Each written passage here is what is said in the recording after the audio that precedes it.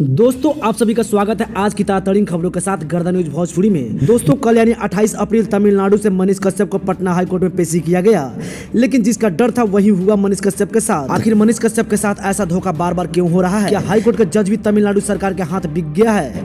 बताएंगे पूरी खबर की जानकारी हम इसी वीडियो में। इससे पहले इस चैनल को सब्सक्राइब कर बेल आइकन घंटी को दबाना ना भूले। दोस्तों बता दें मनीष कश्यप को गंदे पॉलिटिक्स के दलदल में फंसा दिया गया है कि बाहर निकलना मुश्किल हो गया है।